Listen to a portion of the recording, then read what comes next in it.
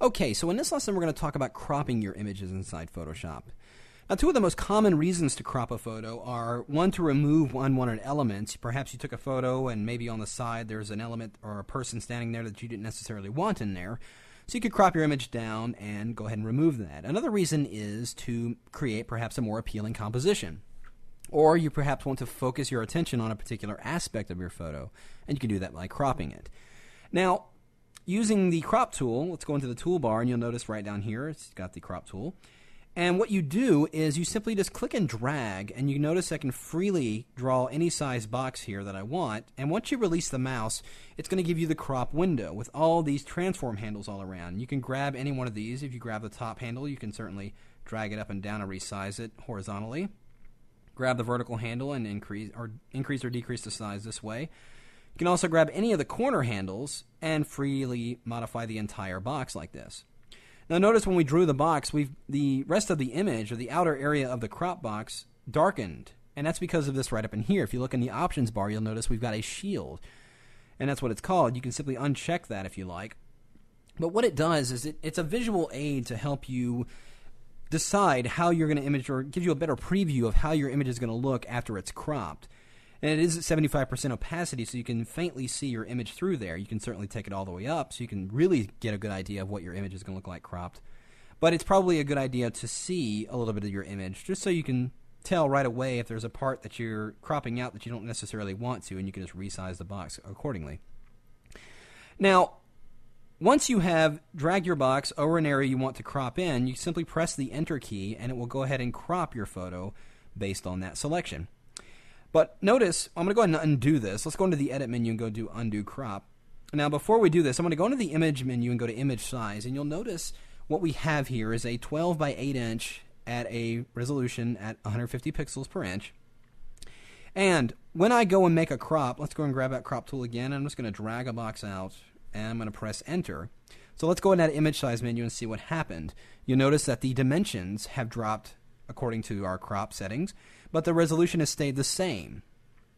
So what it did is basically narrowed the dimensions, throwing out all that extra information, but still keeping the same resolution of this file. So that's one way of doing it. Go to let's go to undo that. Go to Edit, Undo Crop.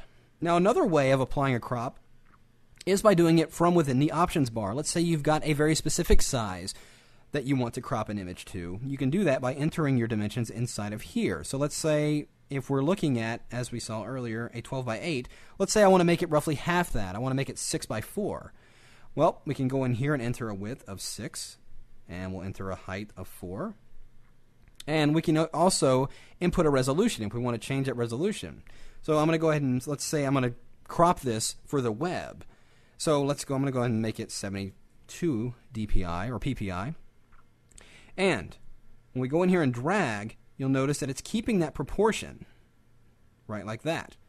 So no matter what I size this to, so notice in here, if my box appears to be just very, very small, if we look at the ruler here, it's roughly 2 inches.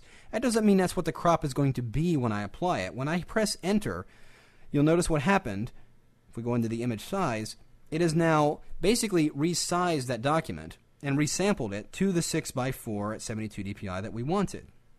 So, makes no difference what size I drag this image to be. I just decide on an area I want to be that particular size, and it will go ahead and make it. There you see that.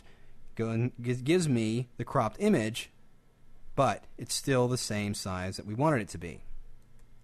Now let's say you wanted to crop your image based on the actual dimensions of your file. Like we said, we got a 12 by 8, 150 pixels per inch. We want to keep that size, but still crop it in.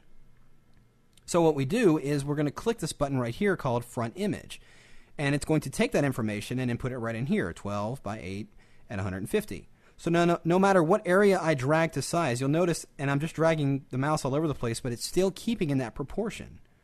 So let's say I drag an area out, and we'll just kind of cover this area here. And you'll notice I did earlier, I can drag any one of the handles, but notice my middle handles are gone. That's because we're keeping a proportion to that size we input.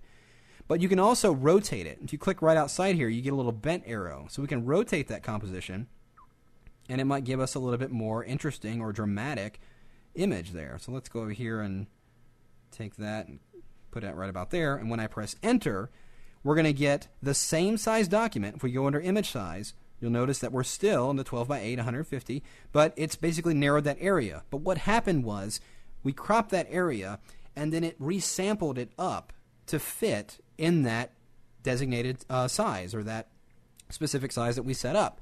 So it's resampled it. It basically invented pixels in there. So as if you remember, I was talking about in the resolution and image size in the previous lesson, it invents those pixels. So when you're doing this, if you're going to use this front image, do be careful about how big of a crop you make or how small of a crop you make, because it's going to invent pixels.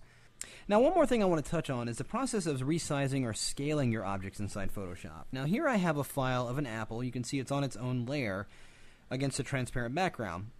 Now, let's say I wanted to scale this object. Well, I can do that a number of different ways. I'm going to go under the Edit menu and go down here to Transform, and I'm going to choose Scale.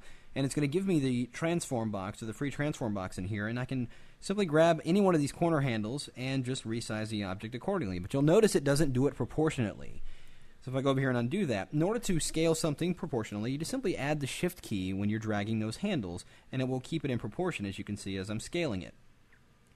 And there are a number of other features here as well you can access by going into the Edit menu. Another quick way of getting to these transform features is holding down the Control key, or simply right-clicking right on that element when it's selected, and you'll get all those other features as well. So we can also rotate the object, just like that. You can also distort it, skew it actually. Just by grabbing any one of these handles, you can skew it in either direction you want, just like that. Simple act of skewing. You can do perspective, or distort rather, allows you to basically freely transform any one of the corner handles to do whatever kind of transformation you will need. And of course there is the perspective, which gives you a perspective depending on which way you push any of the corner handles. So it's a good way of resizing images that you're going to put on the side of a building or something like that. And perhaps one of my favorite features, and that is the warp. And this puts a grid on your object, and it allows you to basically freely transform the object and do all kinds of weird things with it. This has been used for a retouching tool. You can achieve very interesting effects with this, but you can grab any of the corner handles or any of these handles here and manipulate the object around, clicking inside the grid and manipulating it. All of that works just as well. And you can, of course, rotate it 180 degrees clockwise. You can flip it horizontally or flip it vertically. Just do all these transformations while you're in that transform area. Now, one quick way I get to all of these features is if you press Command or Control T with the object or with the layer selected, you'll get the free transform box, and you can grab any of these handles and scale it and do whatever you like. But you can also move outside the area of the box, and you notice we get the rotate handles. So you don't have to go and select the rotate, you just move out and you can modify it any way you want. If you hold down the Command key, you can go into the distort mode and grab any of these handles and distort this feature. So a lot of these features are available right on the fly just simply using these keyboard shortcuts. So that is how you go about resizing objects inside Photoshop. In the next lesson, we're going to jump in and talk about how to generate selections of objects.